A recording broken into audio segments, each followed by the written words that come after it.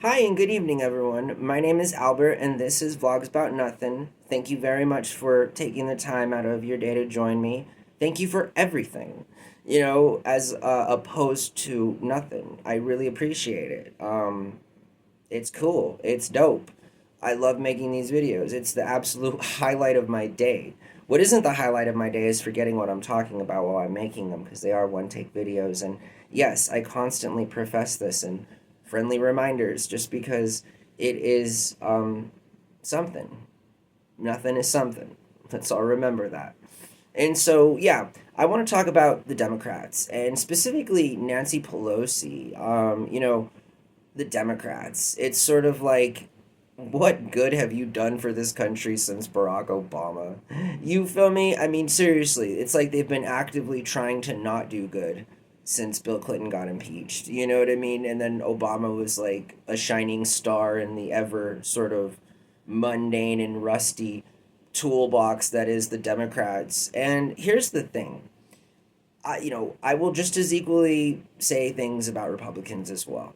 I myself just recently found out that I'm a registered independent. So, and while I'd love to talk about my political history and viewpoints and things like that, that's not what this video is about. I'm simply just identifying myself as it would be in all reality and the truth, and that, currently I am independent. And so, just if that means anything to y'all in terms of bagging on both parties, I'd say it's pretty fair game. You know what I mean? But the Democrats, and again, moreover, Nancy Pelosi, it's sort of like, get it together, I mean, and so I lost all faith in the Democratic Party during the 2016 primaries when then Hillary Clinton was running against Bernie Sanders. And at the Democratic National Convention, I think most of the world heard that Bernie Sanders was the nominee, but Hillary Clinton got announced as the victor to millions of Americans' surprise. And she then lost to Donald Trump. And, I, again, for the record, like the Clintons, and I say that with all the respect due politically and to my regional community possible. The Clintons are an intricate part of how things are run in this country. They're a family just not far from New Mexico in Arkansas. And moreover, while former President George Bush lives in Texas, these families have been a part of the region for a long, long time. Something similar and akin to the Trumps and Kennedys, you feel me, in their respected part of the country. And I say this because it was really frustrating to see this part of the country succeed in nominating Clinton when the guy from up northeast would and should have likely been the candidate to run against Donald Trump, and he would have beat Donald Trump. And probably Donald Trump wouldn't again be running for president in 2024, much less have had the opportunity to commit treason on January 6th. You know what I mean? It's like that episode of Futurama where it starts with Al Gore having won the 2000 presidential election. And I'll publicly say this too, for the record, as a fan of the Bush family and a supporter of my regional values towards the people who do things for the community around here. And I used to think that, I disagreed with that decision, but, Bush was actually a president that, is way better than Donald Trump, is way better than any of the other Republican nominees that eventually ran for president, you know what I mean? Because they're a lot more extreme or whatever. But again, the Democrats and Nancy Pelosi disowning Joe Biden in the recent weeks because of his debate performance is something that's like gaslighting your own people. It's sort of like, did you guys not have the thought process to understand that this man wasn't going to perform well on stage before you put him up on stage, or before you decided to, like continue to tell the public that he was in fact your nominee, you were going to support the guy? And what bothers me now is that obviously the Democrats are turning their back on Biden. And the thing is like, if the platform is to just elect somebody that's not Trump, then the Democrats should have well just stayed course and supported the old guy and worried about what to do after he was elected again in terms of succession of office and perhaps stepping down and constitutional, regulations and requirements as to what would then happen next.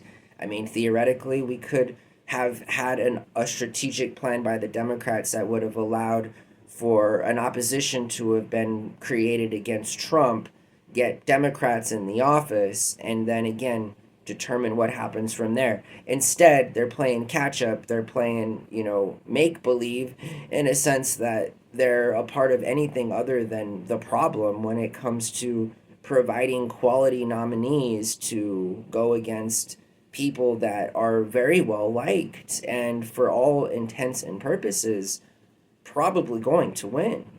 And because of the likability, that's it. It's pretty simple, And I think the Democrats turning their backs on their commander in chief, on our commander in chief as citizens of this country, but specifically I say theirs because it's their team. You know what I mean? Is more than disheartening. It shows constituents that your thought process is really messed up, and that again, to put voters in this situation is nothing more than setting yourself up for failure.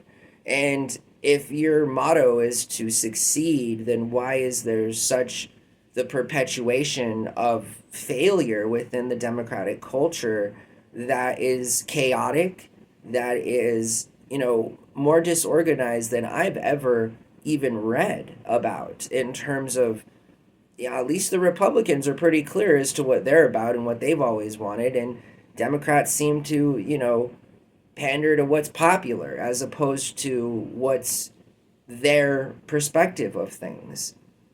It's tough, but sometimes you got to make a stand, and you can't always be neutral on every topic. And not being neutral on every topic allows room for growth and for opportunity to change.